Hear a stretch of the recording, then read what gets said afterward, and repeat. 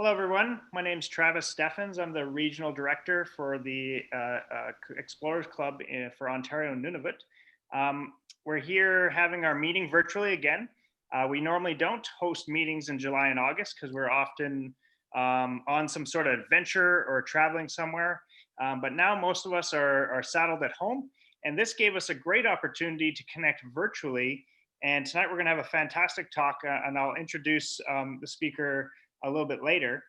But Jeff Fuchs is here, hailing all the way from Hawaii at the moment, and he's gonna give us a fantastic talk about some great adventures he's had and some thoughts he has on some incredible topics.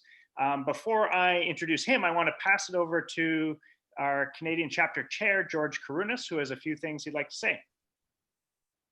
Hey everyone, I hope you are all doing well out there and you are having at least some opportunity to either get out in the field or at least plan and prepare for your next expedition. I know it's been difficult for everybody right now, myself included. I've had many trips canceled. But one good thing that has been coming of this is that I've had a lot of opportunity to work on various things that are club related. And I am now part of several committees in headquarters, including the Chapter Relations Committee and a few of the media committees that have been put together to deal with the Discovery Channel agreement. And I want to share just a couple of quick announcements here with everyone. The first round of Discovery Channel grants has been assessed by the committee, and yes, I'm on that committee. And we had some really great contributions to that, some really great applications. So we're almost at the point where we're going to be presenting those to Discovery Channel folks to see if they like them and to see if those expeditions get funded. So the next round, I'm not sure exactly when we're going to have the next meeting for the next round, but if you missed out on applying for one of these grants, it's not too late. We're going to be doing assessments about 4 times a year. So if you've got a big expedition planned and you're interested in getting some funding from Discovery Channel, then hey, get those applications in. All that information is on the main website, explorers.org. And along those same lines, we have another committee of which I am part of, the Production Pipeline Committee. And that is specifically for projects or ideas that members have that they think might make good television show pitches. Not necessarily good scientific expedition funding, but more a show idea. So we've created this other side channel that is a direct pipeline straight to the folks at Discovery, right? The development people there. And we just reviewed 32 applications. We're still in the process of reviewing a few extras right now. And we're going to be receiving a bunch of new ones. So also, if you have some television show pitch idea that you think might be of interest to Discovery Channel, that is mission aligned with the Explorers Club, that you think would be good to be endorsed by the Explorers Club and take advantage of that direct path to discovery, then by all means, go to the explorers.org website and find that application there as well. So we have numerous doors open to us now that are wide open that we've never had before in terms of funding for all kinds of interesting projects in whatever field you happen to be working in. So that's really exciting, and it's super fun being part of it and being able to see these great ideas coming in from members all over the world. Now, you may have seen a recent email from Richard Weiss about the Explorers 50. And that's a new sort of initiative that they're putting out, that they want to showcase 50 explorers that the world needs to know about. And we're not talking about the Don Walshes, we're not talking about the Buzz Aldrins, we're talking about explorers that are doing great field work. They may not even be members of the club. They may be someone that you work with out in the field, perhaps in a faraway land. Travis, I'm thinking about Mame right now. He'd be perfect for this. And the idea is you submit a 350-word endorsement of this person, why they're making a difference, why the world should know about them. And then that will be, those applications will be assessed by the club. And at some point in the fall or the winter, they will publish this list of 50 explorers that you've never heard of that you need to know about. So the only criteria being is you have to nominate them, of course. You have to be a member to nominate the person. The person receiving the nomination could or could not be a member of the club, not necessarily. They don't have to be a resident of any particular country. Just think of someone that you envision might be deserving of a little recognition of their work. So that's a really cool initiative we have going on. And I just want to make one more announcement. The Royal Canadian Geographical Society, of which many of us are fellows of as well, has put out the call for nominations for the the Christopher Ondaatje Medal for Exploration. So if you are involved with the RCGS and you know someone who you think would be deserving of the Ondaatje Medal, which is basically a lifetime achievement exploration medal, they issue one per year typically, then the information is probably already in your inbox, or you can go to the RCGS website to find more information there, and the application is all done online. So there's 4 really great initiatives in order for us as explorers, particularly Canadian explorers, to gain more recognition, funding, and basically helping to raise our colleagues and peers by recognizing them in various ways. So even though we're sort of locked down, it's a very exciting time for the club and for exploration in general right now. And with that, if anyone has any questions about any of these initiatives, please contact me through whatever means. I'm an easy guy to find online, and I'm happy to answer any questions or queries that you might have. And with that, I'll pass you back to Travis, and we'll continue on with today's program. I'm really happy to see Jeff Fuchs back. He's an amazing speaker. I love this guy. You're going to have a great evening. Cheers. Thank you. Thanks, George. That was fantastic. Appreciate you making those announcements. I wanted to give a big shout out and a big thanks to Jeff Wilner and his team at Kensington Tours. Typically, we would be having this meeting in his boardroom. He'd be providing us with food and booze, and has been a generous contributor to the Explorers Club for a number of years. And in this current crisis, we're not able to meet together, but we're able to meet virtually. And when we do come back together, I'm sure we'll be back at Kensington Tours again, having our fantastic meeting. So I want to give a big shout out to them. Of course, travel industry's hit hard. So remember Kensington Tours when you're thinking about booking that travel when things open up again, because they've been a major support of what we do. While we've been having these virtual meetings, we've been backed up quite a bit. And in fact, I don't think I could do any of this without Joe Grabowski from Exploring by the Seat of Your Pants. So Joe, give a big wave and say hello. Thanks so much for helping us and for continuing to support our virtual meetings. Joe does amazing work connecting explorers, researchers, and scientists to children in classrooms around the world.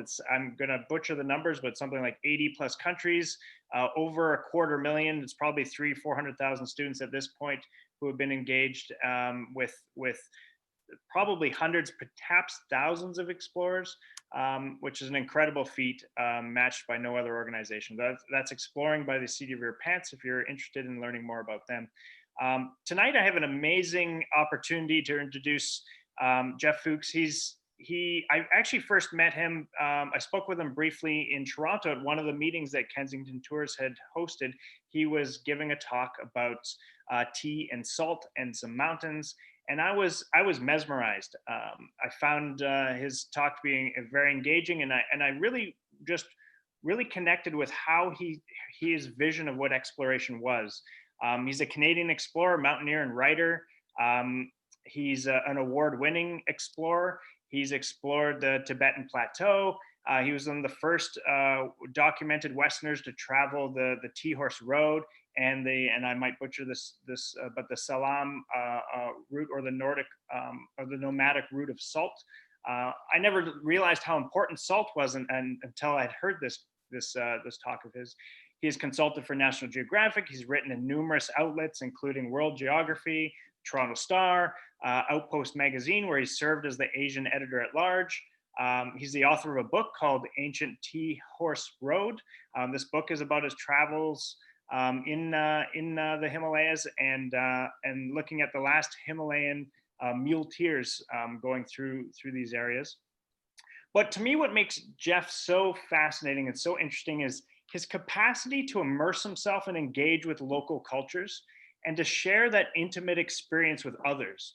And to me, this actually is what defines a modern explorer. And in fact, if anyone ever says, what is a modern explorer? Hasn't everything been explored? I say, no. Go check out Jeff Fuchs and you'll really see what a true modern explorer is. So with that, I'm happy to introduce Jeff and his talk today, which I'm very excited to hear, which is more about walking in mountains. Thanks, Jeff. Wow, thank you. That was quite, I was mesmerized watching it. It was gorgeous. Yeah, thanks for having me. A little bit about when I was putting this together. This is I was mentioning this to you before this started. This is the longest I've been in one place. I'm in a good place, but for 23 years, this is the longest I've ever been in one place for this amount of time. And so when I was picking images that we'll get into a little later and thinking about the talk, I thought the talk kind of embodies a lot about the trade routes, mountain culture, tea, of course, and we get into that. But I was thinking about this in terms of these trade routes, I think are underrated.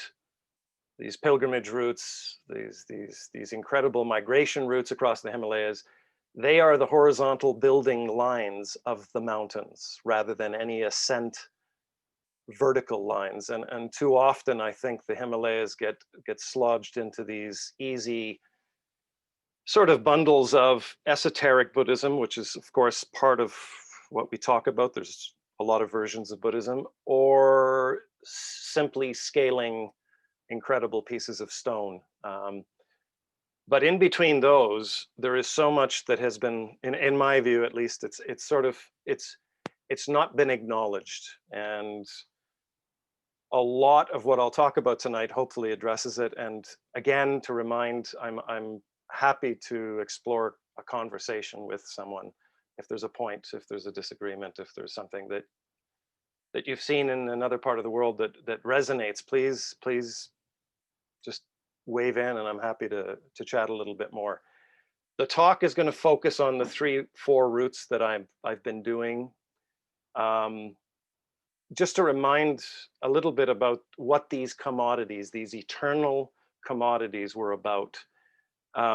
We're talking about eternal commodities because for arguably over 1,000 years, you had a whole currency that was basically based on tea, salt, resin, medicines, stimulants, glands from various deer in the mountains, which provide for the Chinese medicines, but also for perfumeries as far away as Grasse, France.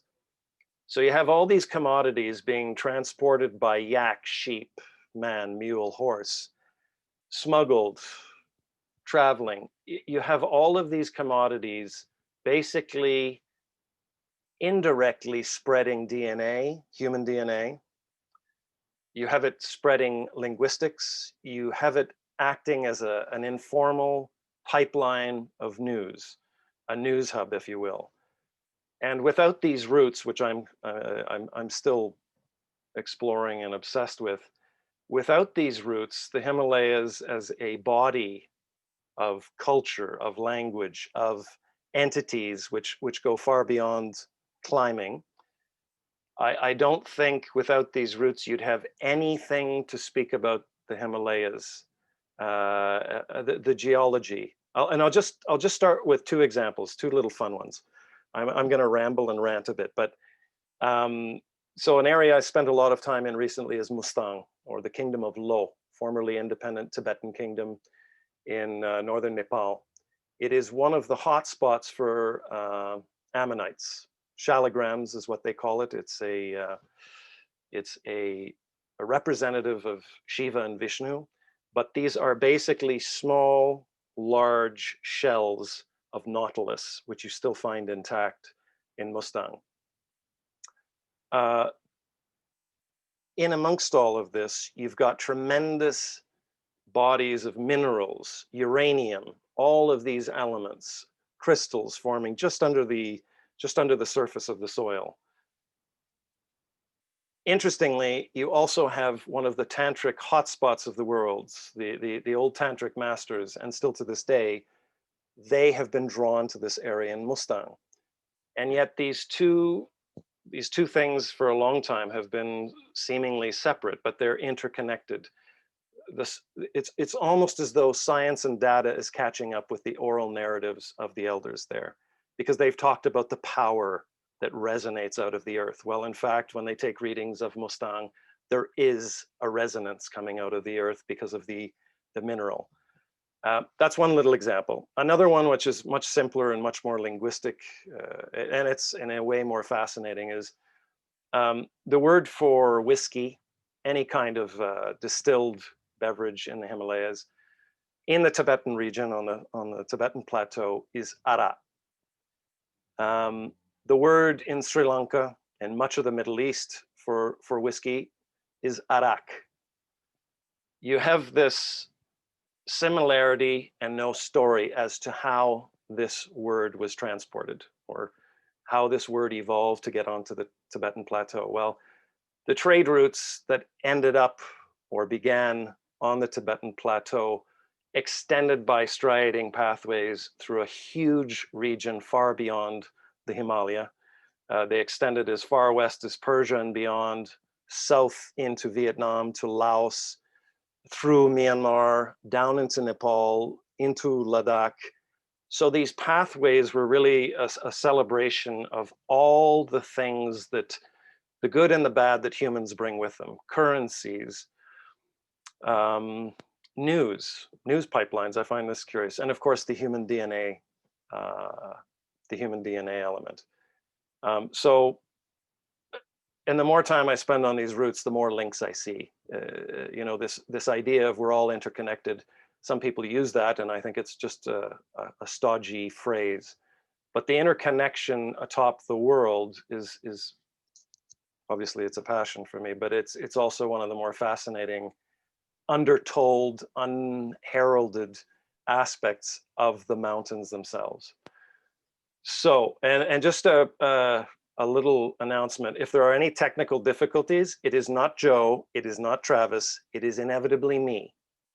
So put that out there right now. I'm going to do a share screen, and please let me know if I've messed anything up totally.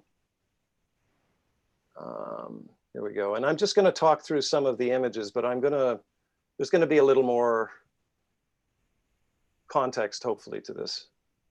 Now, hopefully this is showing correctly. Yeah, looks Joe, good, Jeff. Looks good. Okay, great. I show this image. It never gets old for me. Tenzin, arguably one of the most famous of the traders of salt, of tea, of smuggled goods, apparently of opium as well. And he embodies a lot of what I find fascinating about these trade routes. And I'll start with the physical. It doesn't matter so much the physical, but it does matter. My mother calls him Paul Newman. I'm going to go with it. A gentleman that we'd heard about, a legend on the plateau, standing 6'3", 6'4", living in a tent at close to 5,000 meters. When we found him, he was going through his mala. He has stunning dark blue eyes, no formal education at all, and yet he was fluent, familiar, greatly talented in linguistics with up to 5 languages. We figured out that in his days, if some of the legends and the hyperboles, of course, were true, he likely traveled 20, 30,000 kilometers by foot in a career of trading that spanned almost 4 decades. And just popping into his tent, we just wanted to get time with the legend. It was a bit of a rock star moment for me. I walked in and there was a bit of a love thing going on immediately. But he didn't spend much time with me. He looked at my Tibetan partner, Sonam, and he said to him immediately, after hearing that we wanted to speak with him and just hear some of his tales, he said immediately, if you want to listen, you're going to have to sit and listen. And it sounded obvious, but the point was there was a lot to tell. And he'd heard tell that the Westerners weren't particularly good listeners, that we needed to cut people off and rewrite scripts. Anyways, he'd heard about this. And so an interview that we thought would take a couple of hours, which would have been fine, ended up taking a couple of days, and we stayed with him. And his stories would require another eloquent speech of a couple hours just on his own. But he represented so much of what the trade routes embodied. So I always start with him or this one particular woman. Interesting about the image, I always tell this tale that Tibetan women are often quite shy to have a portrait taken. The men are as full of panache, bravado, and vanity as any man they have a bit of a Latin flair. So even the most stoic of traders, even the most Buddhist and devout of characters, if their gender happens to be male, they will quickly fix themselves up, put themselves in a robe, fix their hair, do a little something, and it's quite cute to see them, trim themselves up for the portrait. The second shot, and I'm using images because I feel that they give a context both visually, I suppose, to you, but also for me, it triggers the memory banks of feeling and passion. This elder woman sits, she's from the Dai minority, which is the majority minority of southern Yunnan, an area called Sichuanbana, where some of the most coveted teas come from. The teas from this particular area, this is an area called Jingmai, can go for a couple of $1,000s a kilo. This is part of the story of where tea's great commodification, particularly the transportation of tea to the Tibetan plateau begins. In this area of southwestern Yunnan, where I lived for a decade, tea is everything. And tea for this particular minority, the Dai people, is called la. The word in Mandarin now is called cha. And in Tibetan, it's known as jia. So we'll get into the linguistics a little bit later because I find this stuff fascinating. But this woman, there's no automation, there's no assembly line of machines for the tea. It is still done entirely by hand. And a matriarch of her family, and in order to even get onto this property, I needed to be able to convince her that there was a good reason, not just a photograph. Again, the idea of listening comes in. So I'm going to focus a little bit on tea, just because it's so important.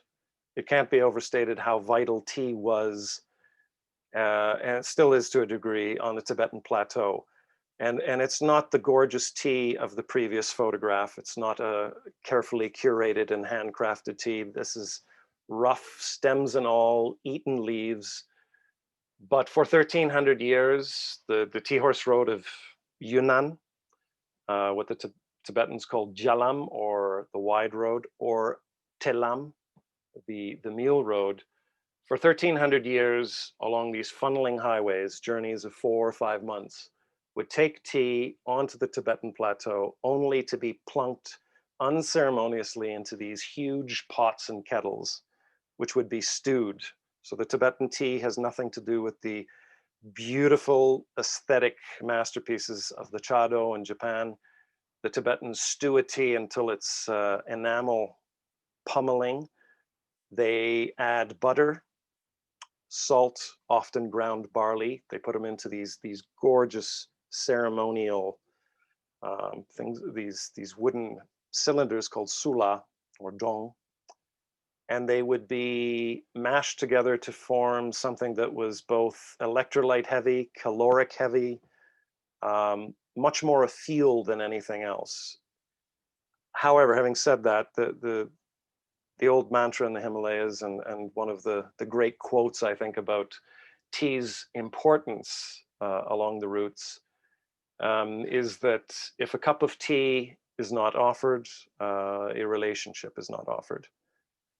And tea's currency value, salt's currency value, resin as a currency, these were active currencies up until the 1950s. So this wasn't just ancient times.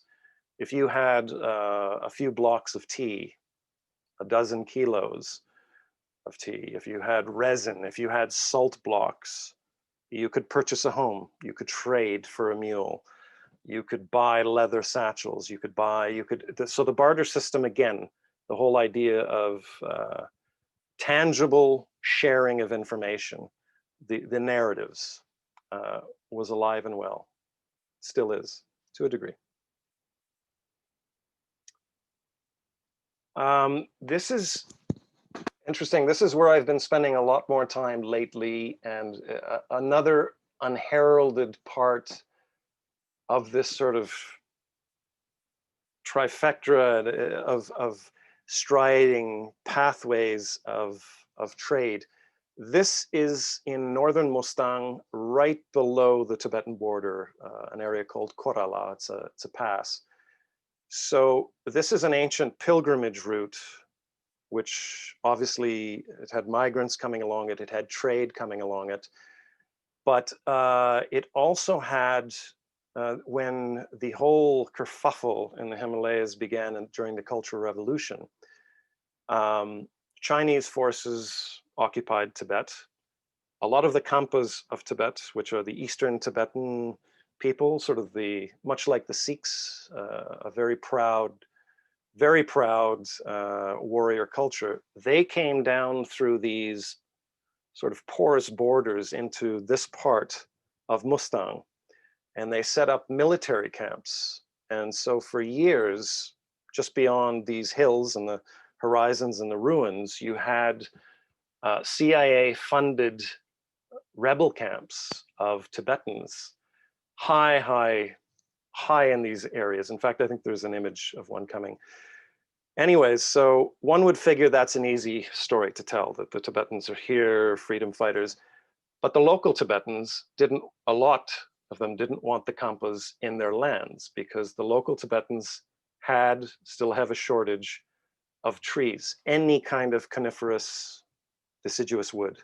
Trees are vital because they keep the land compacted. So the people of Lo, the Loba people, the Mustangi people, often tell the story of how the relationship between these invading Khampas and the locals was not a particularly good relationship, simply because they had very different views of the environment. The Khampas were all traditionally known as these very, I wouldn't say full of themselves, but they were known as very full of, they had pride. They had no fears. Interesting, the Khampas were some of the most formidable and successful traders along these routes because they had this nomadic wanderlust, and they also had this something in their personality from their days as warrior barriers, I guess, occupying the borderlands and protecting. They had no fear. So what I've been doing in the last couple of years is tracing these Khampa routes. I'm calling them Khampa routes, but these high mountain routes to find, what's left of these old rebel encampments, which also happens to be one of the prime hunting areas for a lot of the endangered Tibetan antelope. So a lot of illegal snow leopard pelt hunting also goes on up there. So all of these things sort of come together. A migration route is never really a migration route. It's a pilgrimage route. It's a trade route. It's an escape route. And here we go. I'm going to hold up an example just to double the joy here. This photo is how tea was transported long before loose leaf, long before those famous cakes of pu'er, long before the tight little balls of tea were traded. It was in these tightly packed cylindrical sort of bamboo husks. Tea would be transported into the Himalayas, both for the ease of transport and also for the fact that the tea in the compressed, I feel like I'm doing a bit of a modeling session here. I'm just going to put this down. In these compressed shapes, the tea that we now call pu'er, which is basically a pan-fried big leaf from southwestern Yunnan, the tea can age in a certain way because of this compression. It was sort of an accidental aging process, which has now become sort of popular. But it was tea in this form that traveled. And I can do a little fashion show with this log later, for those of you interested. And so we launch into, and Travis correctly pronounced, Tsalam. This is one of the other great trade routes, again, probably much lesser known than the Tea Horse Road, equally vital, were these high altitude saline lakes within the Himalayas, which still exist. This was taken a few years ago. You have these saline lakes at 5,500 meters, which over time have become dead. But it is from these lakes and brine wells along portions of the Mekong River, which begins in the Himalaya. From here, you had some of the most coveted salt of the Himalayas from these areas. And so you had nomadic transport systems carrying yaks, carrying enormous loads of salt, which were then in turn carried either to the market villages or back into areas that these traders knew required salt, and then they would get currencies back in return, including Pashmina wool. And we're going to get into the Pashmina. That's the one I've forgotten to mention. So I'm just going to put that in that sort of holy group of commodities. You have tea, salt, resins taken from coniferous trees in the sub-Himalayas, and you have Pashmina, known in the Ladakhi region as Lena. So you had the two variations on the source, the origin points for Himalayan salt. You had these high altitude lakes, and then you'd have these, you see in the top right, there's a sort of almost looks like a turret right down by the water, which is the Mekong River. So you had brine wells, which the Tibetans, the Lisu people, the Han people, they would all go down into these little, you'll see a little doorway, bringing these loads of briny water up, putting them on, pouring them onto these ancient salt pans. And then the sun and the wind would basically evaporate the water, and you'd be left with a caked salt. And the word for salt in Tibetan, also very important, tsa. So this is what these salt pans actually look like from a little more of a bigger perspective. And they've existed for centuries. Interestingly, just as a little aside here, on one side of the Mekong River here, they produce white salt. On the far side, and you see in the back left, the earth is much redder. There's a much higher level of iron oxide. You had red salt, which was not as vital for the Tibetans, but more shishi factor, more exotic because of the pink. So pink salt, red salt, it still is being produced in this region. On to the Pashmina. The Pashmina is a type of goat, a small goat. The finer the Pashmina wool comes from the highest levels of a region of the Tibetan Plateau, the Himalaya, an area called the Changtang Peninsula. It's like this peninsula that juts out. Interestingly, this recent situation between the Indian border troops and the Chinese border troops on the Tibetan border with India is about 20 kilometers away from where the most coveted Pashmina at one time came from. These nomads are part of a community that have done extraordinarily well, but part of a dying tradition. They have a huge herd of Pashmina goats, and a certain time of year, you comb the fine wool from a certain age of the Pashmina goats, usually from here. And but in terms of the tradition, there's only a few of these nomadic communities that still engage in this practice and can afford to continue to engage in this practice. So the community is largely devoid of youth. In fact, this woman is one of the matriarchs of the clan, and yet she's one of the youngest, and she was in her mid to late 30s. So there was we were discussing just before this went live, I believe, about does youth and do a lot of the locals realize the importance of what they know and of their skill sets? This is a community that's a great example where the youth have been encouraged to stay, but have all left. Cell phones are all the rage, motorcycles, boy band hair, and they do well. Very good boy band hair up there. There is this urban draw, even at the top of the world.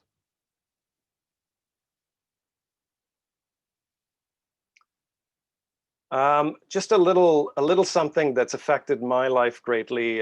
Something that I think most viewers and listeners probably agree with, and certainly now in this time of internal introspection and perhaps just looking at what's around us. In the mountains, the Himalaya, almost all of the indigenous, the groups view mountains, view lakes, view trees with a reverence that goes beyond simply something to do with the aesthetic beauty. It's very much tapped into the pre-Buddhist animist spirits that they believed occupied the highlands. So mountains for them are something sacred. It's one of the great ironic twists of the Himalaya is that a lot of the Sherpa community, the Manangi communities, the Lobas, a lot of these communities which are now leading some of the most incredible of expeditions, including all of mine. What's ironic is they're being asked in many cases to climb, to scale, and to aid others into ascending some of the most sacred deities in their world. And I'm just throwing that out there as a little provocative comment, because a lot of Sherpas I've worked with, they make enough in 2 big expeditions to fund their family's living for a year. And it's one of the great question marks on should we be climbing. In our view, of course, I still enjoy climbing. It's but it's one of those big question marks. And just so this is a 6,500, I believe it's Nilgiri, and it's adjacent to Annapurna 1 and 2, and it's right across the valley from Dhaulagiri, which is an 8,000 plus, actually all those 3 mountains. And yet this mountain is viewed by locals as entirely sacred, so no climbing is allowed. And every time I pass this mountain, I take a photo, because I think it's interesting that you have a 6,001 or 200 meter peak, I might have the number wrong, that is entirely sacred and locals will not support climbing it. And then you have this triad of the holy grail of 8,000 plus that are coveted as climbing mountains. Anyway, yes. This is Travis. Hi. Marlies has a question. She's popped up in the chat about the Pashminas. Is there any industrial-sized farming of Pashminas replacing the traditional shepherding that you talk about? Yes. And in fact, it's a great question, because it's one of those sort of side things. There is an industrial sort of factory being built outside, I believe, of Leh, Ladakh, the capital of Ladakh, which is just adjacent to Kashmir. And it's interesting because the last time I was there, the agricultural department, the local agricultural department was, I think, encouraging a lot of the nomads to bring their expertise and advise, which was interesting. And of course, there's the two ends of that. You wouldn't want nomads not to be doing it, but the fact that they're brought in as advisors and potential headmen and headwomen to not only advise, but to lead and manage some of these, I think would be an interesting model. But yes to the question. I'm not sure at what stage that has been built, but I know when I was there last, there was a discussion about creating, I believe it was called it's a spinning factory. So this is where the wool goes through, yak wool as well goes through one of its necessary stages to get to the final product. Hope that helped. Just before we got live, I was speaking with Candace in particular about this area. So this is an old pilgrimage route, and the valley just down below to the right beyond this old chorden, or old stupa, excuse me. This area is a tantric hotspot, probably still is. In the Tibetan world, unlike in the West where we speak about tantrism quite a bit, in Tibet, if you want to find the Tibetan masters who are tantric gurus, they're very hard to find because no one speaks about this particular tradition. But this valley is inundated with uranium. I mentioned earlier about the Ammonites, these fossils, which exist when the two plates brought the Tethys Sea, which used to be up in the Himalayas. When the plates collided, raised the lake dried out. So this is an incredible zone of, it's basically a highlight reel, a greatest hits of geology, spirituality, particularly the tantric belief, and just epic landscapes. And part of a trade route that again came down from Tibet and dealt in snow leopard pelts, which are completely illegal now. But one of these absolutely epic regions. And interestingly enough, just to bring in the whole climate discussion, the area that I'm speaking about, in particular with Mustang, is the Kalakandaki Gorge. It is the largest and deepest gorge on the planet. And it is this is an offshoot of the Kalakandaki Gorge. And this is an area that's going through huge climatic change in terms of droughts.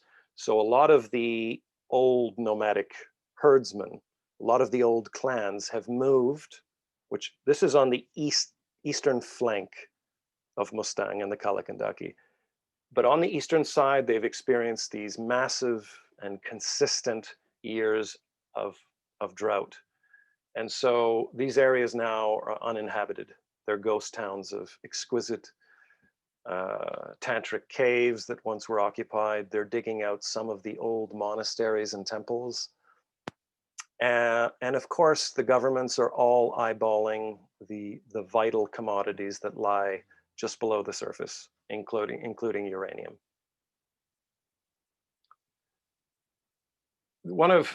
This is just to give an idea, and I add these bridges in because they're quite exquisite. This bridge technology is thought, there's not so many of these bridges left, but it operates on a sort of a counterintuitive cantilever system to deal with the floods. So when flood waters come down on these bridges within the Himalayas, they're able to sort of bounce and flow. They're not rigid. And this bridge technology is thought to have begun with Alexander the Great's armies that basically said, listen, Alex, you've conquered everything. We're going to chill out here near Ladakh in Pakistan. And his armies had tremendous engineers, design engineers, basically. And so this technology is thought to be from all those eons ago. This technology is thought to have originated with Alexander the Great's engineering designers. And so some of these bridges still exist, far too few, as they're being taken down, and much more traditional bridge structures are being put in.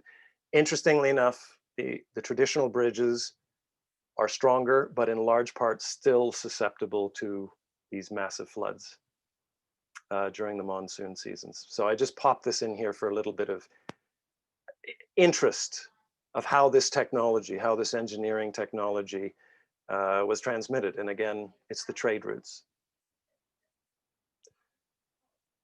And this is an area that I'm spending more time in lately, and you get a physical dimension of what these trade and pilgrimage routes look like. There were host families along these pilgrimage routes who would host you, but in between these sort of comfort hotels and places to graze your animals, there are these perilous, and I don't suffer vertigo, and I've climbed for years, but some of these pathways, which pilgrims have for centuries taken, are quite epically, they give you room for pause. And the gentlemen, and all of them are gentlemen, that are traveling there are all carrying about 35 to 45 kilos. They're part of a recent team I was on, traversing. And even them, their whole group would get together at night and sort of talk about, because I added the context of pilgrims would, traverse along these. Gurus in their 70s would traverse these routes, and there's sort of a nod of respect having been able to traverse some of these pathways.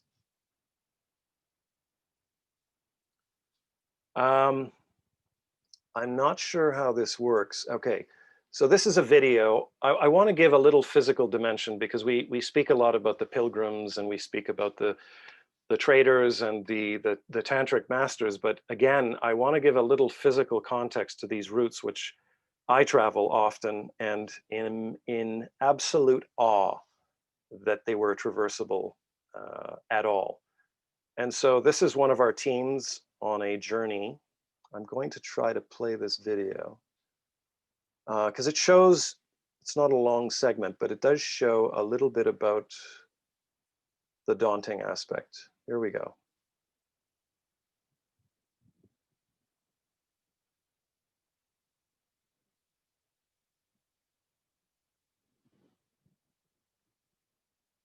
You can see part of the pathway to the very left of the screen.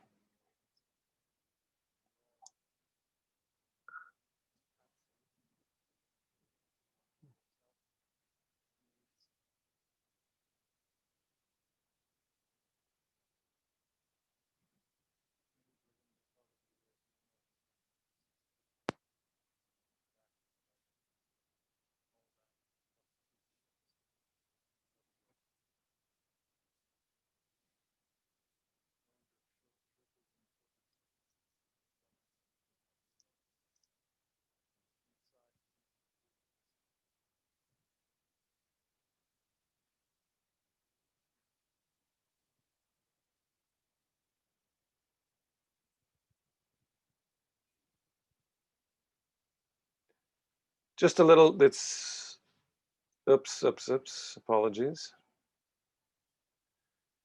Just to give you that last video was to give you a little bit of context about a lot of the travels I do are along these routes, but I have kit, I have sponsors in many cases, I have, I have all this backdrop of what's available to me.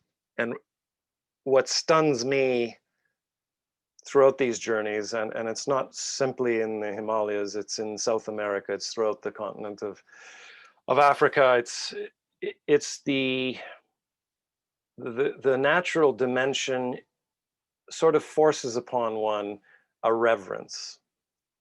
And this whole idea of exploration or being outdoors should, I believe, demand, in fact, a reverence of the spaces that we're entering into, both physically, but I think also it's really important contextually to understand how locals see their own geography. And that was an example. I've done a completely random, chaotic switch up with this next image. I'm introducing to you arguably the village which produces the most coveted pu'er in the world.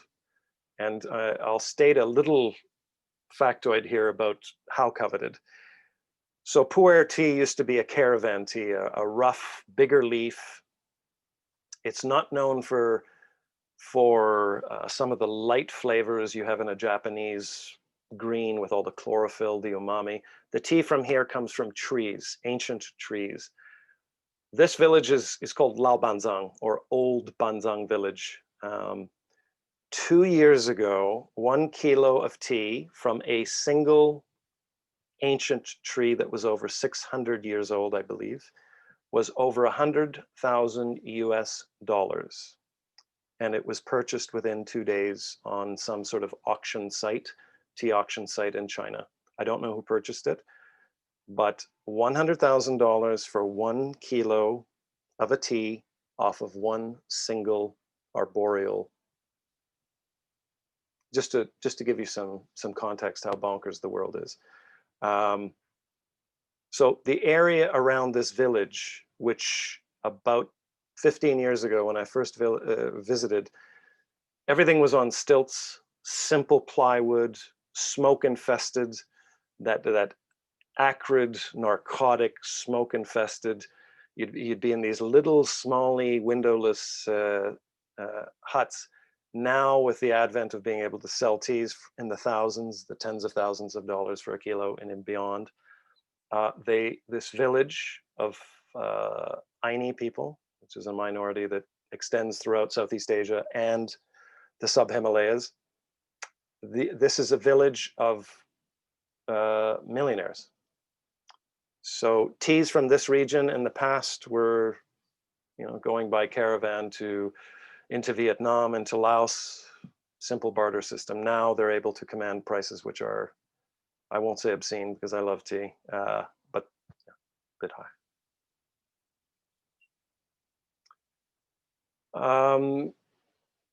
Very important, I think, in the whole discussion of tea and trade and how overwhelmingly diverse this world of tea is beyond the nuanced flavors and the fantastic names and traditions. I think for me, what touches me is how tea is used locally. So this is a Bulong woman, and the Bulong are true mountain people, and this is part of a tradition in their culture called ammem. So they take freshly harvested leaves, freshly harvested, no processing whatsoever. They boil it, they bury it, or plunge it down into a bamboo husk, not like the previous image I showed you, but they pummel it down, they get rid of the moisture into this bamboo husk, squeeze it down, put some clay and some plastic on the other end of the bamboo husk, and they bury it in the soil. And they'll keep it down there for months and years and dig it up for ceremonies. And interestingly, for this particular minority, the Bulong, we found through discussions that they believe in the power of the leaf to help with pancreatic function, liver function. And now, as we know more, as science and oral histories sort of come up to an equal level playing field, and elders are explaining to scientists what they used particular medicinals and botanics for, science is now finding that in fact tea from this region does help the pancreas, does help the liver. Just putting it out there that sometimes the science needs to remember to acknowledge some of the old narratives. And it does so. Such a typical and wonderful vision of warmth for me in my explorations, and this is certainly nothing special in the mountains. But you go in, and before you have any discussions, you sit, you have tea, and there is a tradition amongst a lot of the Tibetans that you never discussed business before you had tea, ever. And just want to make a mention, the Tibetans drink. They have their own barley whiskey, which I think I mentioned earlier, they call it ara. A lot of people are mortified when I say that, when I remind them that I drink probably as much whiskey with the elders as I do tea with the elders. They are competent drinkers. I'm going back and forth here because I want to sort of go back and forth between some of the tea traditions and the origin of tea. So this single tree is 400, 500, 600 years old. So that is an example of a single tree. And there are forests of these throughout parts of Myanmar, parts of northern Laos and southwestern Yunnan. So those coveted, obscenely priced teas often originate here from trees of this size. That's another one of my favorite log rolls. I've been questioned a couple times when I show images like this if there's a reason in particular why I'm trying to provoke people by showing them yak dung in my photos. It's not yak dung, this is aged tea. I made a mention, I could have done the slideshow a little bit better, apologies. I made mention of a Bulong elder woman before creating this, the leaves that were compressed into the bamboo and then buried. This is the result. And these leaves, which come out of this husk, insanely potent. Probably one of the most pungent things I've ever eaten in my life. But it's mixed with rice and it's dug up for ceremonies. So tea, whether it be in the Himalayas, whether it be in these origin points of the Bulong people, of the honey people, tea has a ceremonial aspect, even if it's not a brilliant Japanese 3-hour tea ceremony, it still has that almost sacred component.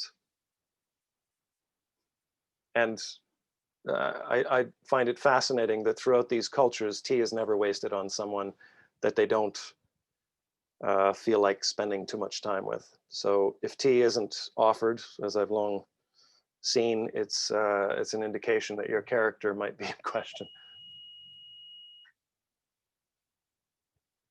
Another of the great traders who insisted after an interview that if I was going to take a portrait of him, that we quickly dress him up.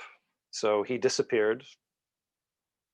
Very rheumatic. He had an accelerated form of arthritis. He had bad lungs, bad eyes. But when I asked him to take a portrait after the interview, I could see just that little glimmer of maybe old, I don't know if I'd call it vanity, but I liked it. And he put on his old robes, cleaned them up, cleaned the dust, the cobwebs off. And apparently, according to a friend, this is my old hometown, taken in my own hometown of Shangri-La. Apparently, this was one of the last images, last portraits of him taken.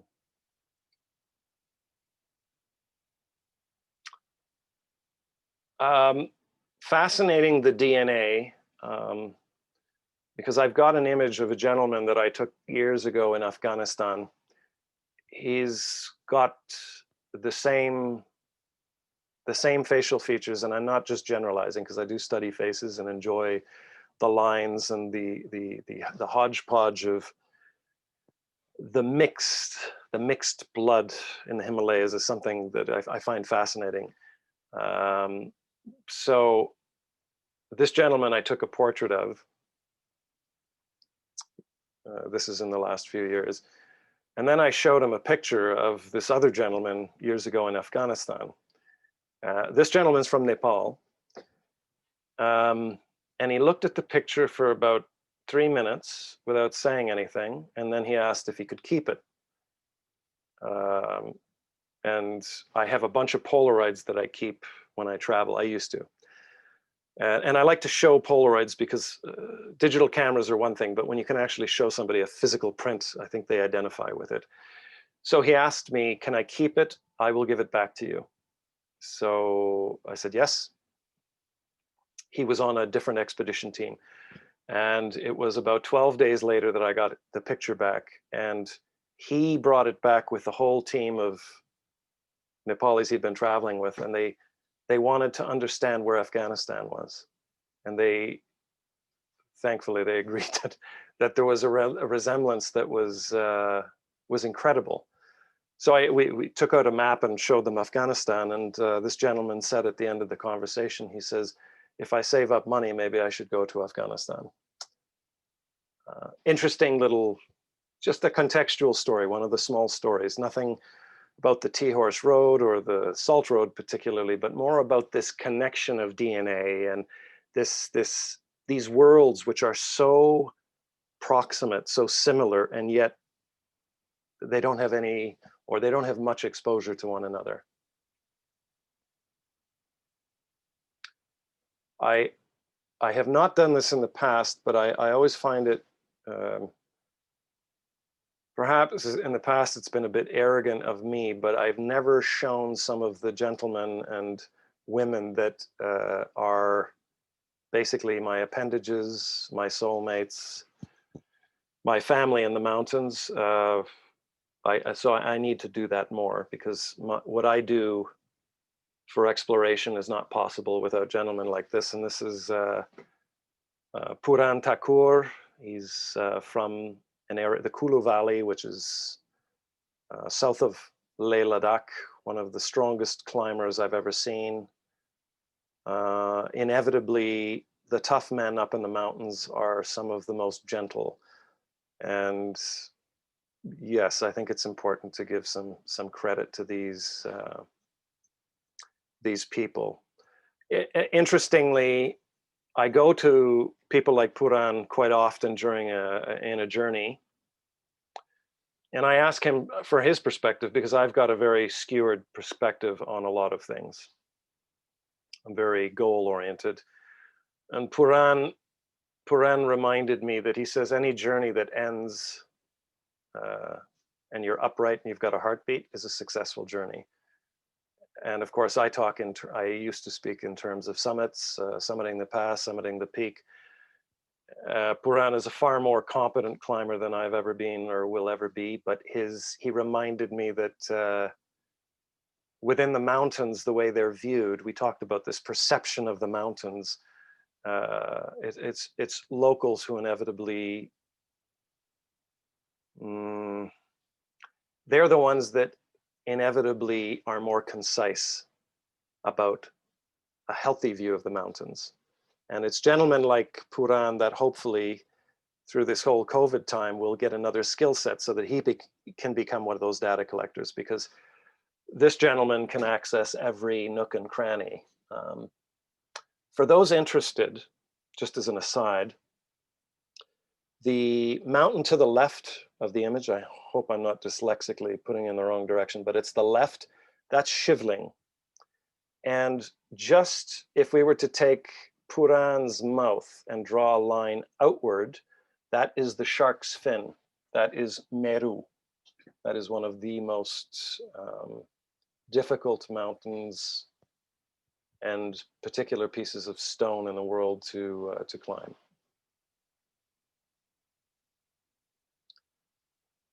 We go from one legend to another. This gentleman's been with me. He's been in every slideshow I've ever given. Tenzin, another one of the legends of the route. Legendary for a couple of reasons, but another linguist, another gentleman who had no formal education, but someone who was one of the guardians of a lot of the caravans. Missing a left arm, and known for a little bit of hunting down of thieves who had the audacity to steal salt or tea. This is one of the most underrated parts of, arguably, of Chinese history. This is the first bend of the Yangtze River. This is also the place where during the 13th century, the Mongolians who had taken over China, up until this particular river crossing of the Mongolians, there was one independent kingdom that defied the Mongolians, and it was in Yunnan along the Tea-Horse Road. So the Mongolians crossed here, and with this crossing, the fate of Yunnan province was sealed, and the previously independent kingdom of Yunnan was taken into the Chinese, to what we now call China. But interesting story there, but the Mongolians basically crossed the river on inflated cow stomachs.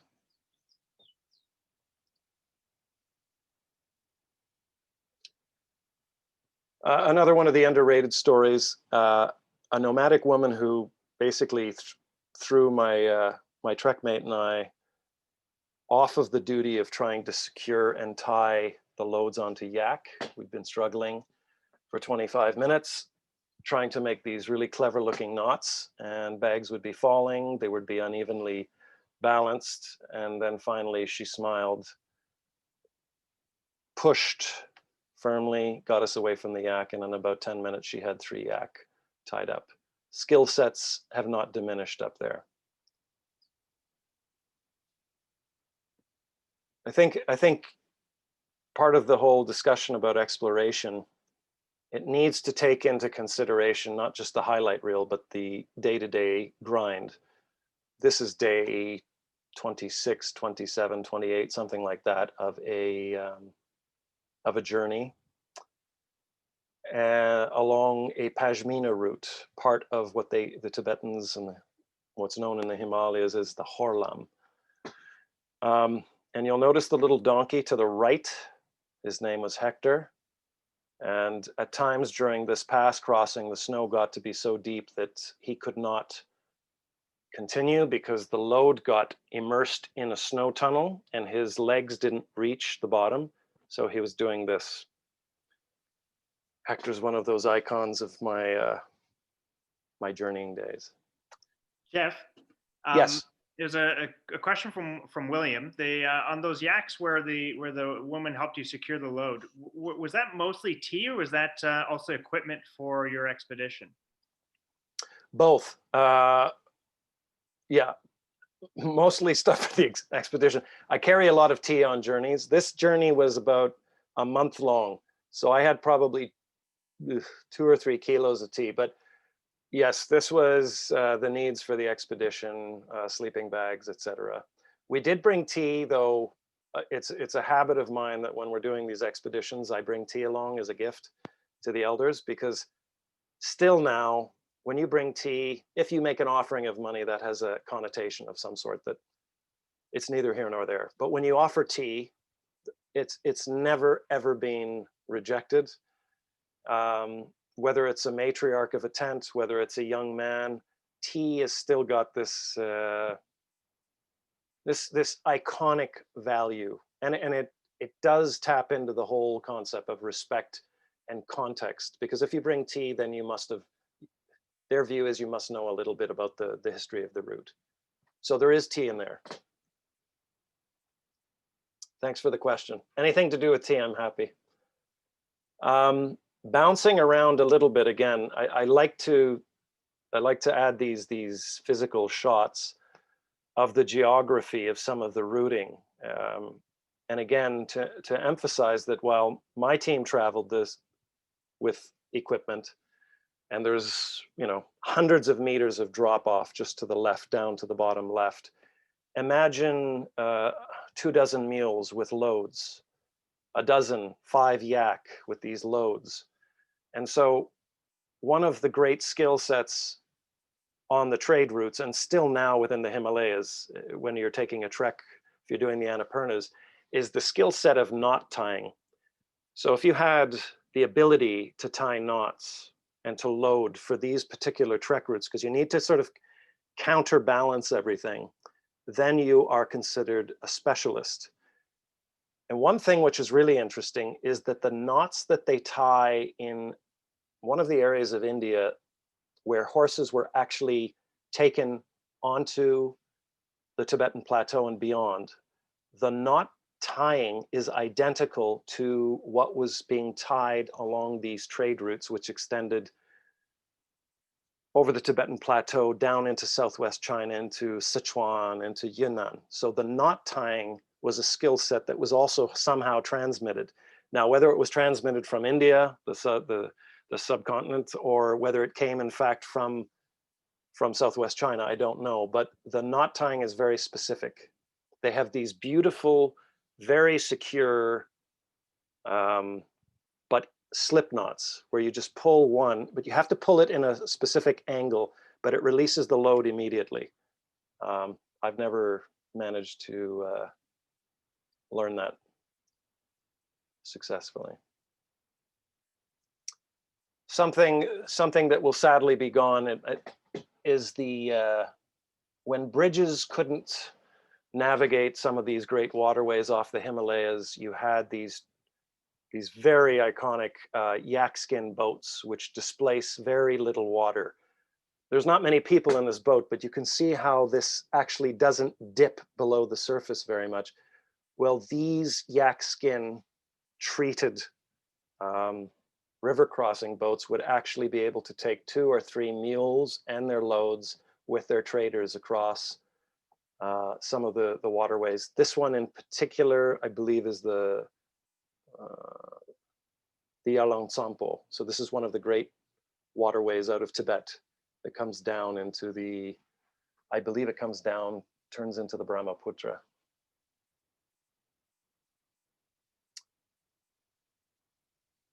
One of the aspects that's certainly for us in the West, I would say it's attractive, it's reverential, is the reverence that a lot of the people still have for the mountains. I'm not a Buddhist, but I'm never not moved by the reverence that freezing, sometimes barely alive people throughout Asia, whether it be on the Tibetan Plateau or within India, Nepal.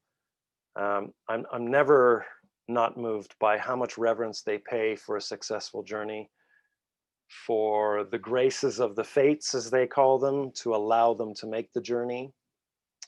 And I've been on so many expeditions where we've encountered locals making a pilgrimage, locals buying groceries, where they're sub-zero temperatures, where they're spending 25 minutes shaking frigidly to pay homage to the mountain deities.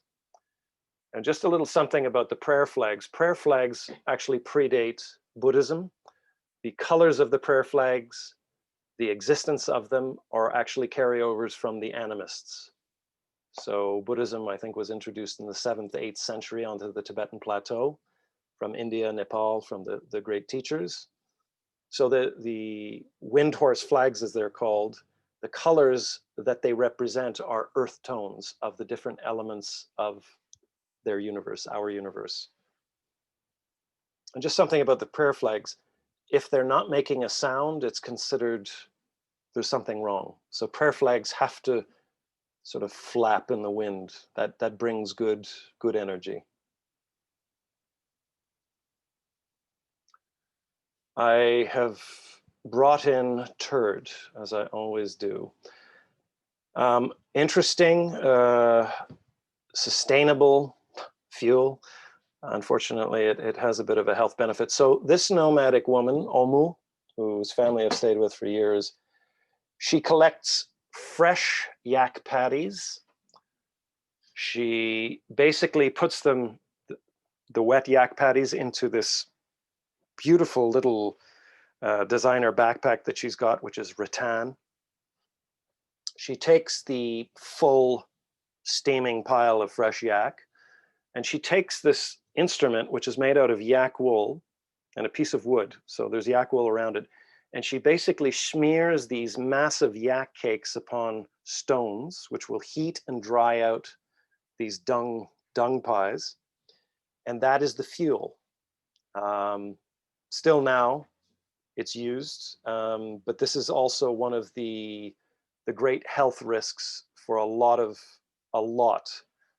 this part of the sub-Himalayas, the Himalaya regions. It's the fact that the smoke is actually damaging the lungs. But this is a narcotic smell. It's one of those slightly unpleasant, pleasant narcotic smells that never quite gets out of the brain. But I thought it an interesting moment because this is fuel at the top of the world.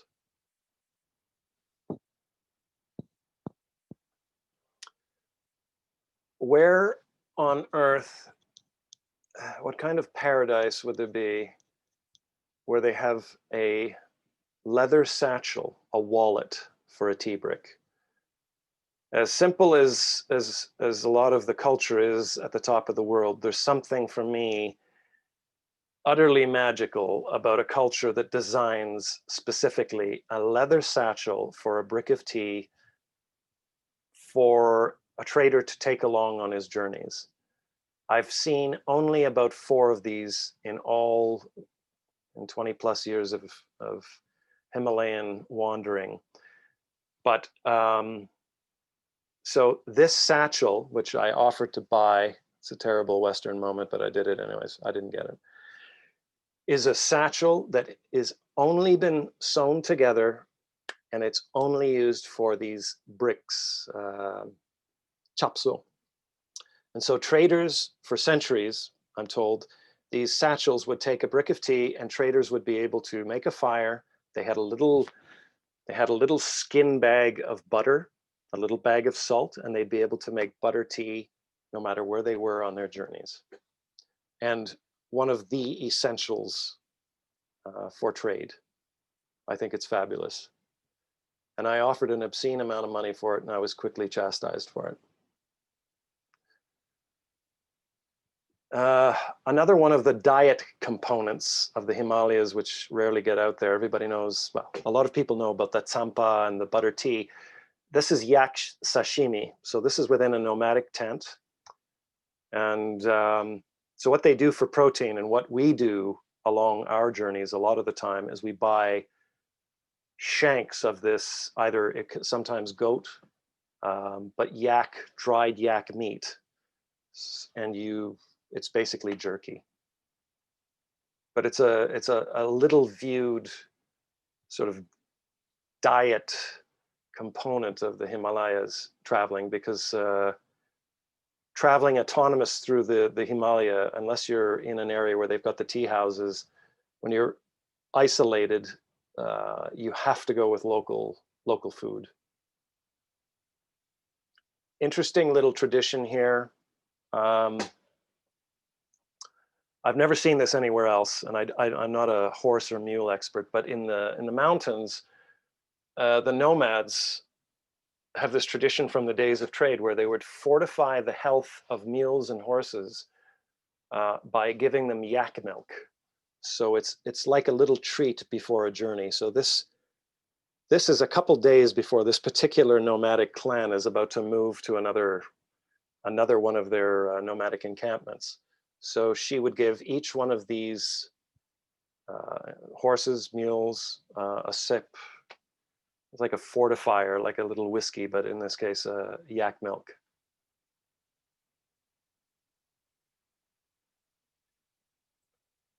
We spoke earlier a little bit about tantrism, and I profess not to be an expert, but one of the regions of the world that I am traveling more and more to is Mustang, and this is part of this intricate cave system that in some cases was community focused, if there were reasons to hide, if there were wars or pending frustrations with other groups of people, and or the meditation caves.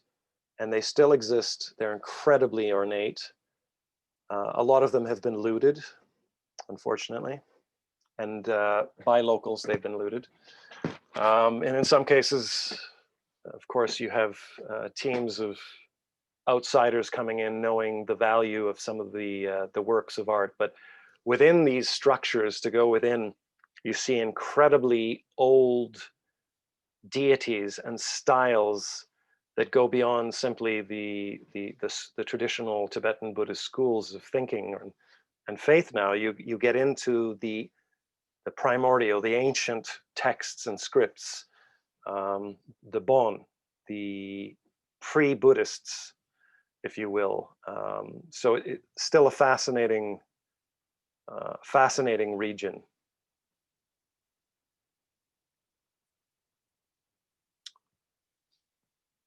I don't know how we're doing with time because I'm horrible with time generally, but please do, Travis or Joe, please do let me know if I'm being rude and extending this. Just tying this all back a little bit to the environment. So much is about the environment right now. This is one of the higher lakes in the world, Namtso, which is north of Lhasa in Tibet. And traders would come here potentially after weeks, months of journeying, and they would still circumambulate or pay homage to this lake. And a circumambulation of some of these lakes would take days. But we heard that the traders would always ensure that no matter how exhausted they were, sick, whatever, that they paid respects to their deities.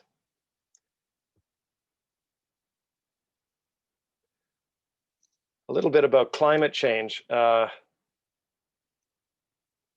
These are basically silt deserts at about 5,500 meters in Tibet. Now, all of this silt is the old, dried out riverbeds that rested below previously flowing rivers. And so a lot of this is a new landscape of the Himalaya. This is a brand new concept. If I showed you this photo in black and white, this would appear to be snow, and I've seen it in black and white, it looks like snow.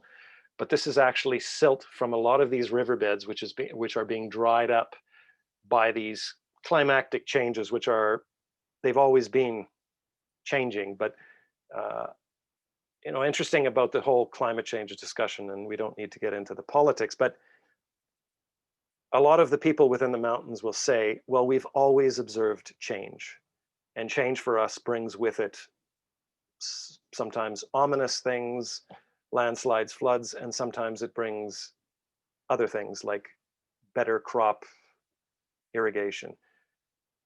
When I ask about, what do they see changing, they say it's not the change itself, but the speed in which things are now happening.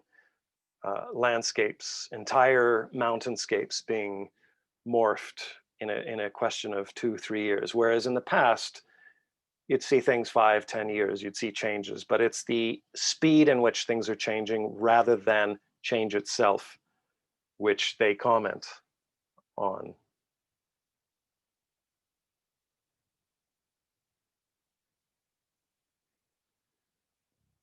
Another of the treasures I have to put in, Sadnand Negi, a gentleman in his mid-60s who apparently 4 years ago, finally retired.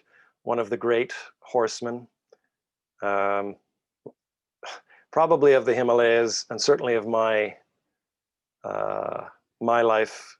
A gentleman who he almost went viral because of his clothing, which I don't include in this shot. He wore sort of what I call the mountain special.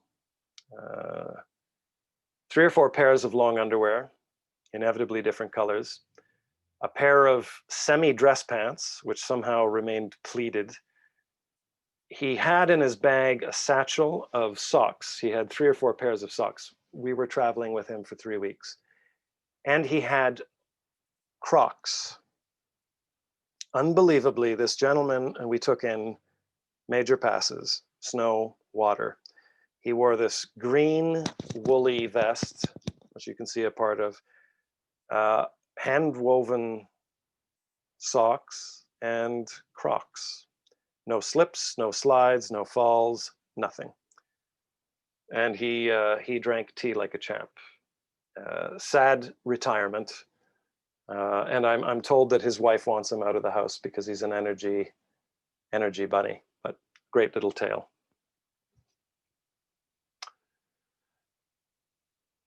A face of one of the famed and great thieves of the mountains, a gentleman who was noted for both his lovers and for the success of his daring thieving exploits. And I finally met him. There's a long story, which is a fun one, about where he hid and from whom. All to say, when I met him, I'd heard a lot about him, another bit of a rock star. We asked what he was spending his days doing, and he said he was spending his days doing his mala, which are the beads of Tibetan Buddhists, and he was begging forgiveness for all of the thieving.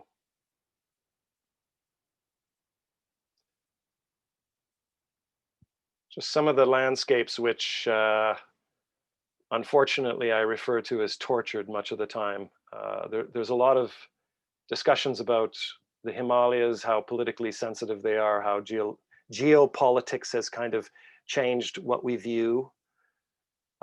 Just one thing to say is it's an energy hotspot for the tantric believers, but that energy comes from minerals, very expensive minerals, and it's something that the locals often talk about is water, the single most important commodity of the entire sub-Himalayas, and which includes India, Pakistan, Afghanistan, China, Nepal, the Southeast Asia. All of these great waterways begin their lives, originate upon the Tibetan plateau. And so one of the things I think sort of a bit lacking in some of the discussions and articles about why the Himalayas are so coveted, it's not just historical, but those who control the flow of water out of and off of the Tibetan plateau will have ultimately a great degree of power. The Yangtze, the Yellow, the Salween, the Brahmaputra, the Ganges, the Mekong, the Irrawaddy, all of these great waterways which feed billions, economically vital for factories, for industry. This is where they originate.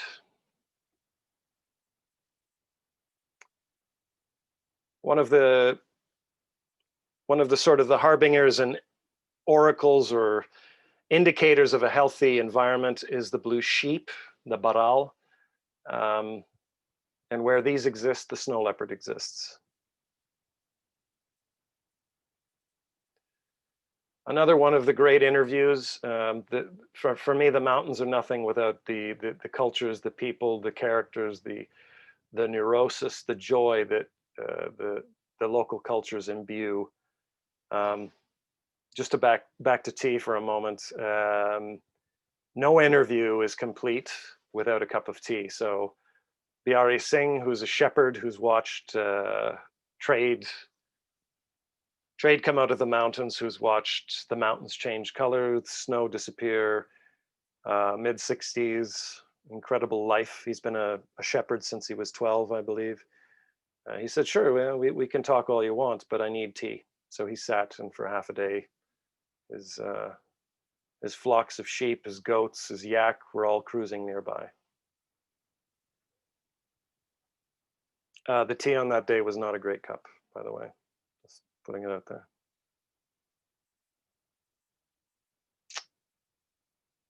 So much of the conversation about the Himalayas moving forward, we talked a little bit about this before we got online, that emboldening, empowering locals to get involved in not just the science and the research aspects, but being part of the conversation of the health of the mountains, whether it be climate change, whether it be things to do with the environment, whether it be creating programs for the future to get youth working. I think it's a vital component to get some of the elders involved in conversations that help legislate. There's a lot of exaggeration, of course, and hyperbole when you talk to people about the trade routes, about what they've seen, but there's an incredibly and ornate tapestry of knowledge, historical, nonfiction, scientific, scientific in the sense that when the elders were telling tales about a particular route, they had to be accurate geographically. They had to be accurate geopolitically. They had to be accurate environmentally. If you traveled through a blizzard at a time of year, that knowledge had to be passed along to the youth. So while their information and their stories and their oral narratives aren't necessarily data driven, they have their own relative scale of data. And some of the common sense that exists within the elders, I think, should be taken into consideration. Just another little window into protein, sources of protein in the Himalayas. This is something called chura. It's something put into butter tea, but it's basically small yogurt balls that are dried in the sun, made from yak milk. And they're like pebbles. They take a lot of infusions of tea, hot tea, to soften them up. But I don't remember who, it might have been the Smithsonian, but there was a research group that came up to the Himalayas, and they were testing the protein value and the health properties of the yogurt, the cheese, the milk, the diet of a lot of nomads. And I don't understand, nor did I see a report, but one of the things that one of the researchers did say was that it was some of the purest form of protein-rich diet they'd ever seen. And protein runs the show for a lot of people living 5,000-6,000 meters above sea level. Barinder, I have to introduce as well, because we saw a little video of him. He was the gentleman we saw in the video earlier on. Black and white, you don't see it, but it's a bright pink toque. Barinder was, I think, forget the weight, either 135 or 155 pounds, but he was carrying a double load. So he was carrying a load that was 2 kilos heavier than his body weight for 2 weeks straight. And one of the gentlemen that, if I had the means and the abilities, I would take him away from his family and educate him formally, because he is one of the most brilliant strategic thinkers I've ever seen. And in I don't know, I think the trek was about 40 days or something like the 30 days. I saw him smile once towards the end of the journey. Little moment of nostalgia for me. I think we're close to the end here. Just I had spoken earlier about shalagrams or ammonites, which are littered in the Mustangi region and throughout the Tibetan Plateau, but particularly Mustang, as sort of data indicators of a previous sea, the Tethys Sea, which, interestingly, a lot of the Himalayan communities have oral stories about the oceans and the seas that used to occupy the highlands. So they have tales, they have no data, but they have these, these old nautilus. And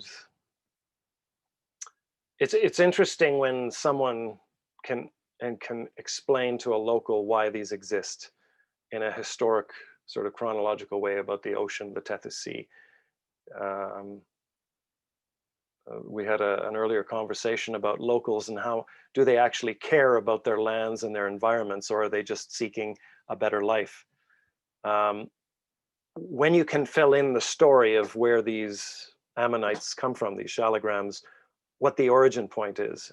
You kind of deconstruct a bit of the mysticism, and you give them some facts. It's remarkable that they don't deny that facts might exist that sort of minimize their own oral narratives, their old fables. So there's an acceptance, and I think there is generally an acceptance of knowledge, if it's provided in a humble way. So for much of my year previous to this one, this is what I'm doing, and often entirely lost. I think one could make a great documentary film about some of the great journeys of the world, whether it's exploration or just migration or pilgrimage routes, in which the travelers themselves are entirely lost. Happens far more often than most of us would like to admit. And so I wrap up the image portion there, and I'm still here to chit chat, to answer, to chat, and I'm gonna have a little sip of sake. Wow, that was wonderful. Thank you, Jeff. There's a question again from William here. It says, Jeff, I'm curious from your experience through the Himalayas and the Chamandu, what does the future, or if there is one, of tea exploration entail? Well, I'm part of the problem, I think, because for years, part of the narrative of an exploration of any sort is that you bring back something that wasn't previously known, not necessarily about the self. Hopefully the ego's not involved, but exposing something that wasn't previously seen. The Chamagudal, the Tea Horse Road now is expanded. It's providing a huge network of economic models, especially through Southwest China, Yunnan, Sichuan, even through Tibet, Nepal. Even India has acknowledged now parts of these routes, and they've set up B&Bs, restaurants along it, localized tales of how this particular village might have supplied or been a part of the Tea Horse Road. Tourism is never going to stop. I think the way in which we introduce and manage tourism and exploration, that's the vital key. I've been on panels where we're discussing, well, isn't traveling to these remote areas, isn't it doing damage? Isn't it exposing a world that people will now want to visit? My view is that no.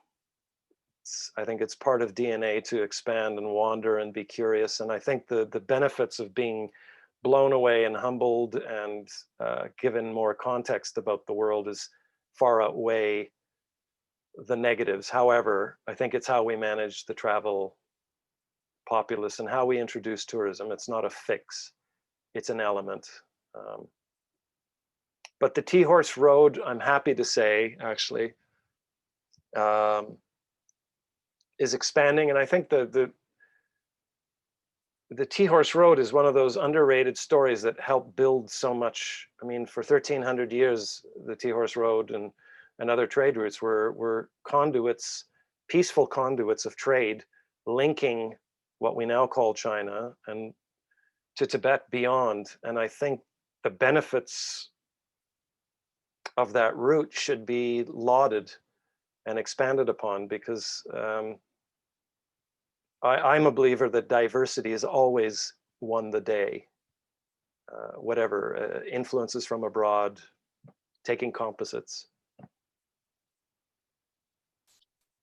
Thanks, Jeff. Yeah, I was thinking it almost like in a distinction. Maybe it's a bit semantic, but traveling versus tourism. Where we can become better travelers as opposed to better tourists.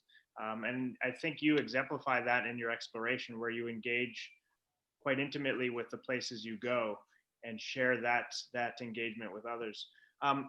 You had talked about it briefly before, but Marlies did have a question about that village that received the 100,000 per kilo for the tea.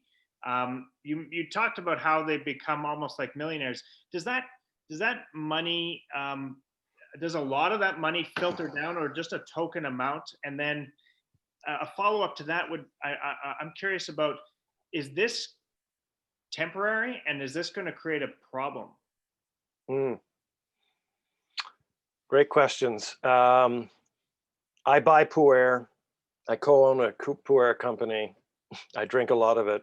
Good stuff, bad stuff, a whole lot. The village certainly does not see that full amount. There are so many middlemen in the industry, and pu'er is a very specialized world, so it's almost like a niche empire. There's a lot of people involved. So no, the villagers don't see it all. They see a lot of it. It is creating a problem, because how do you define the value of $100,000 tea? And you can imagine what that does to villages that are on the outskirts, that don't have a tea that's even selling for $70 a pound, or a kilo, sorry. So it is creating a, I think, this competitive environment where, well, what's making it expensive? And in the case of Laobanzang, the village, they have had a name for about 10, 15 years. They have tremendous old tree growth. They have it's naturally organic. They don't spray up there. And I think the marketing was done actually through a couple of important buyers who were inevitably from places like Guangdong, from outside. So the name Laobanzang gets artificially pushed up. The prices are crazy. And I do think it creates that inevitable human dynamic of a bit of, why not us?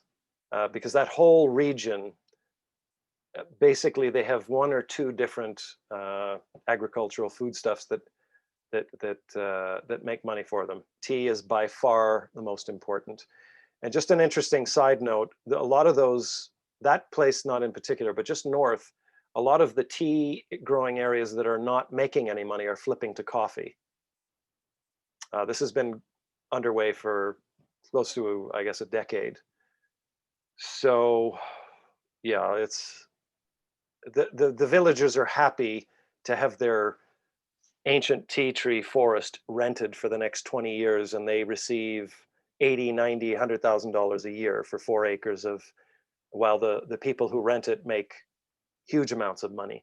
So for the villagers, it still is a step up economically that they couldn't otherwise have unless they had a middleman. And I'm not defending middlemen, but there is a hierarchy at work there still. Thanks. And Alex has a question for you. And those of you, if you're interested in asking directly, feel free, but I'm happy to follow the chat here, and Joe will monitor the chat on YouTube. So if there's anyone on YouTube that wants to ask questions, feel free to comment.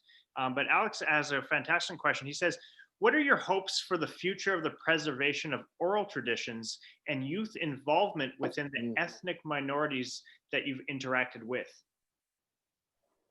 It is a great question, and it's one that I think I have the great answer once in a while, and most of the time struggle with. I think I've distilled it down, and this is through chatting with anthropologists, ethnobotanists, locals, NGOs, creating a database, an open database that people can contribute to, provided they can give us a bit of context about their own role in collecting the oral narratives.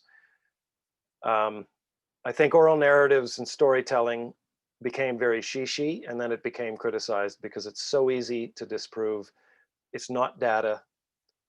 How can we say that's correct if only 3 old people are telling us this? But you know, I've seen the same in the Arctic of Canada. I've heard stories from filmmakers where they're listening to stories which make so much sense when you corroborate. You get disparate sources telling you the same rough story, and then you can start to develop a story and a narrative built on it. But I would love to see universities, a collection of universities with great anthropological departments, ethnic studies. I would love Asia studies, whatever. I mean, Peru has its own brilliant stories, but I'd love to see an open-ended collaboration between universities, NGOs, where an open-ended database is there to contribute to and to extract from and to be able to share. Because the number of times I've seen indigenous similarities or almost identical stories from 2,000 miles away or across an ocean, wouldn't it be great if youth, and you mentioned youth, and that's a key, wouldn't it be great if not only us, the studiers and researchers and academics, and wouldn't it be great if those people who contribute to the storytelling, what if the locals could actually have access to this? That brings up, how do you make it accessible to them? But a dream of mine is to create a database that's open to them to share, so that they can reach out and start connecting. So it's not all about an academic field study and a theoretic and a really heavy research project, but just a sharing of common ideas or different ideas, patterns of weaving in South America and Bolivia. I've seen identical patterns in Tibet, identical. And we're not talking about simple patterns. We're talking about, to some degree, there's a bit of complexity in there, how they bake bread. Yeah, an open-ended database, and maybe you know, we allow the storytellers to reach out to each other and commute through translators, rather than just having, I mean, I'm happy to transmit some of these observations, but I think in the future, having indigenous youth from wherever, I mean, from where I have a friend who's in the tea growing region. She's a young Chinese woman, brilliant tea maker. I wish she could come and talk to people about tea making, because she speaks more common sense in 10 minutes than I've heard or read on websites which go on for hours. She speaks to the truth, she speaks directly, and she feels so legitimate, so embedded in it, and maybe tapping into youth, reminding them that they do have a role to play. Because elders are beautiful, they're gorgeous, sympathetic characters, but if we don't engage youth in these stories, they will die. Yeah, I think that's a fantastic idea. And there's a few anthropologists on this talk, so maybe some of us should be addressing that with our colleagues. Marlies made a great point earlier. I missed it, but she said one could call tourism a modern form of ancient pilgrimage. And I think that's a fantastic way of putting it. Joe has... Can you repeat that? A modern form of pilgrimage. Modern form of ancient pilgrimage, yeah. Beautiful. Joe told me that, Helen, I think you have your hand up. Helen, did you want to go ahead and ask a question? Let me just see if this works. Yes. I think your talk was absolutely amazing. I haven't been able to get into the field myself this year. Everything got canceled. So it's so great. Even just, you know, fantasizing and living vicariously through someone else's photos. Got you on the other monitor. I do have a question, though. It was very interesting what you just said. I am an anthropologist, archaeologist, at a university that has very strong cultural anthropology backgrounds. And it struck me, though, throughout all of your talk, when you're talking about these people's cultures in the Himalayas, and I know I'm not pronouncing it correctly the way you do.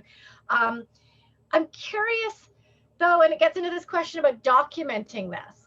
Some of my colleagues have reported in the capitals like Lhasa and that there has been a really strong migration of Han Chinese and a very strong curtailing of a lot of Tibetan culture, unless it's for the tourist trade, the marketing to the tourists.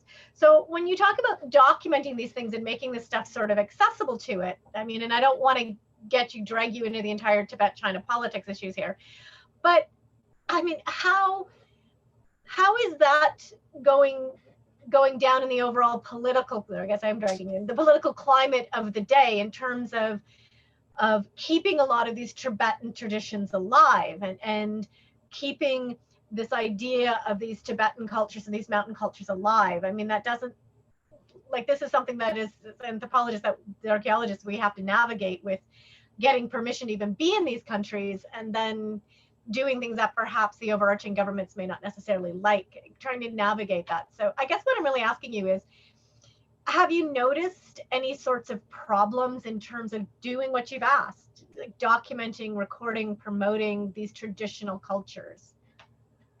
I've certainly been denied more permits than I've had said yes to. Absolutely. It's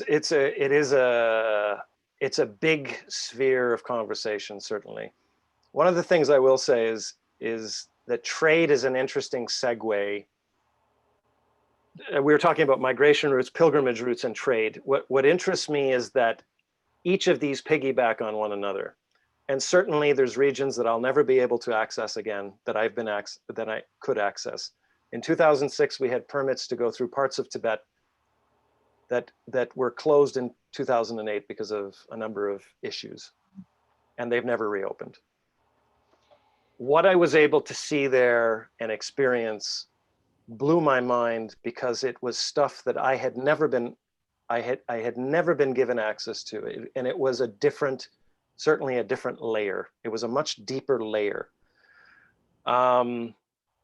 One thing I do believe in, and this is, it's something it's not a simple topic either, but I do believe that engagement is better than the division. And I say this with respect because I've gone on climbing expeditions with Chinese climbers, and I've had brilliantly deep conversations about things that are sensitive.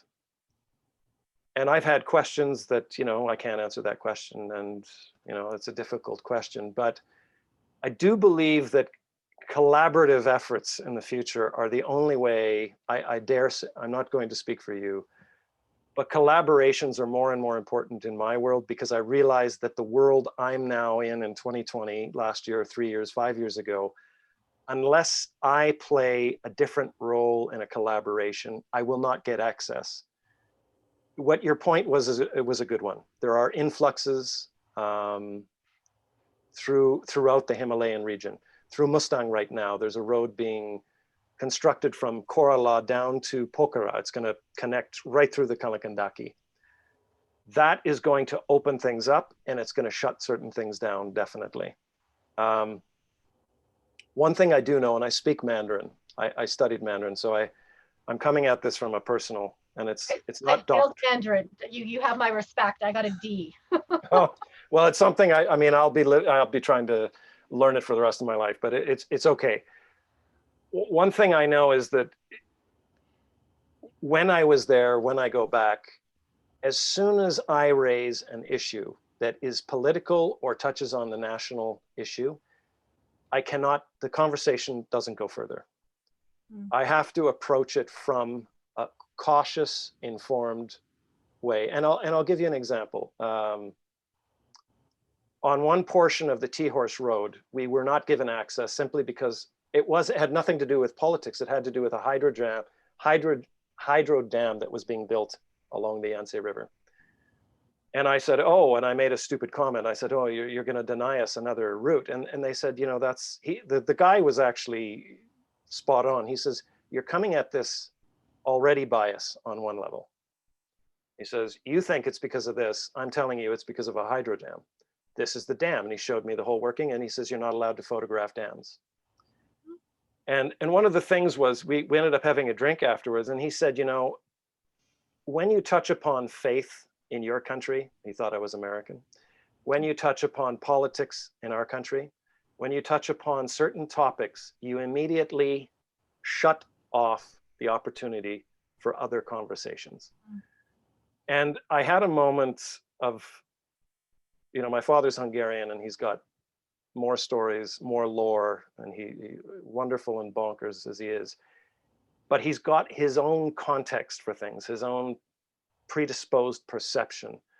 And this gentleman just said, you have to start at a different level with this conversation. And I'm not saying that that's defending anything.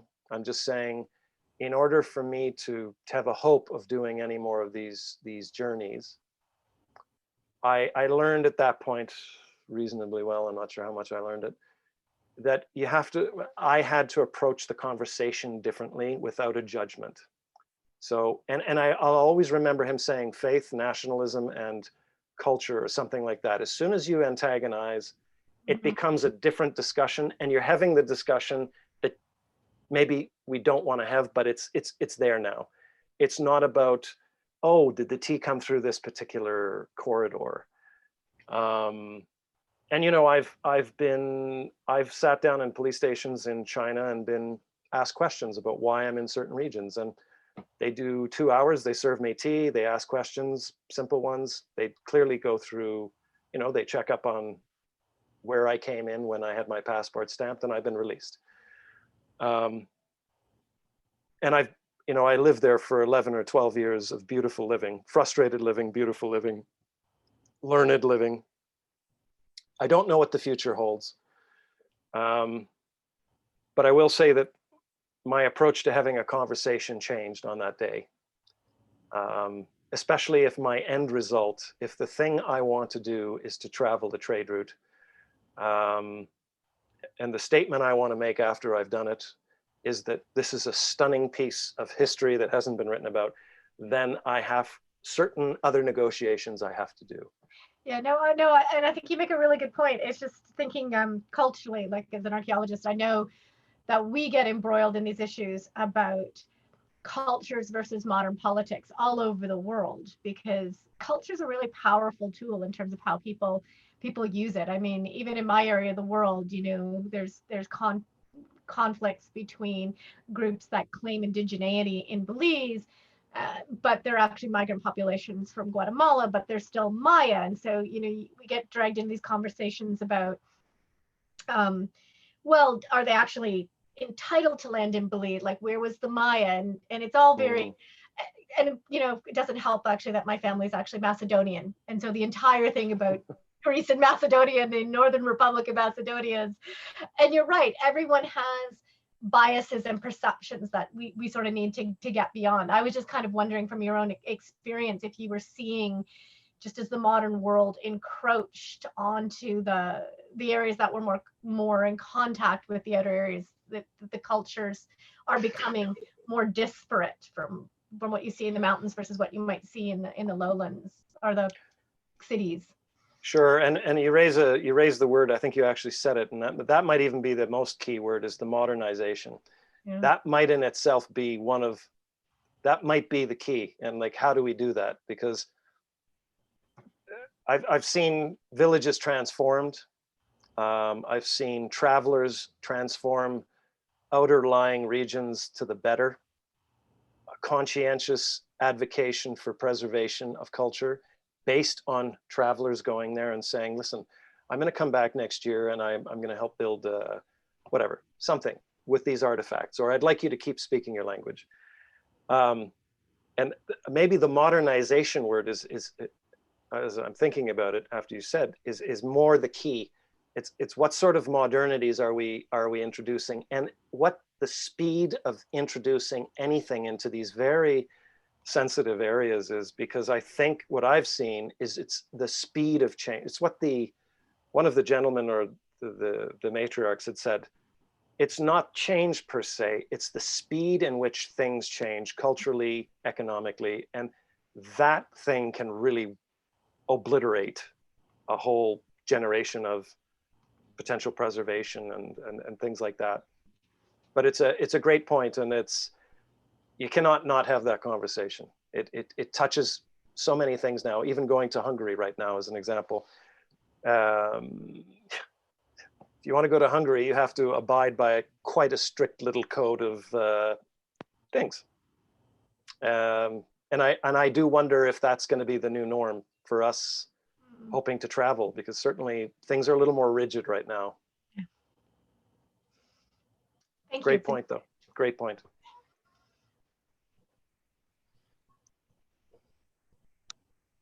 Wonderful, thank you.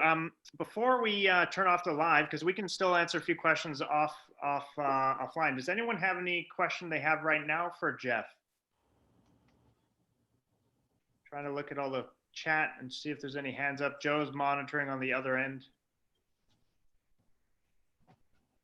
Just a quick one. Beforehand, I announced that there was going to be a talk, and I said I might be drinking tea and or sake. I went for sake, for those of you interested. Perfect. I don't see any hands up. There's a million questions I could ask, but I wanted to just to formally thank you, Jeff, for taking this time to speak with us. As always, your talks are quite eloquent, and I love how you have these great stories of connection to the landscape and to the people. And I think that that's important, because often we will, I often give talks about biodiversity and often neglect some of the landscapes and peoples that this biodiversity is situated within. But you wrap it up into a full package that I find fascinating, and I'm sure everyone else here thinks is great. I know you have if I'm not mistaken, you have a documentary. It slipped my mind in terms of the name. That's I saw a trailer for it. Yeah, it's done with CBC Docs. It's called the Tea Explorer. And for anybody online, if I'm happy to provide a link and a password to the, I think it's still playing on CBC and AMC in the US, but I'm happy to, you can throw my email out there and I'm happy to send a link and a password. But it's focused on Tea's journey. It's focused on the Tea Horse Road and a couple of very special characters who did parts of the journey. So yeah. Super cool. Well, thank you very much. This has been one of the Explorers Club Toronto chapter meetings. We've had Jeff Fuchs come and give a talk about his travels through mountains around the world, tea and salt, and connections to people and landscapes. Thank you very much for taking the time. It's been hosted by Exploring by the Seat of Your Pants with Joe Grabowski, and we hope to see you again next month with some more explorers. Take care. Thank you. And thanks, Joe. Thank you, Travis.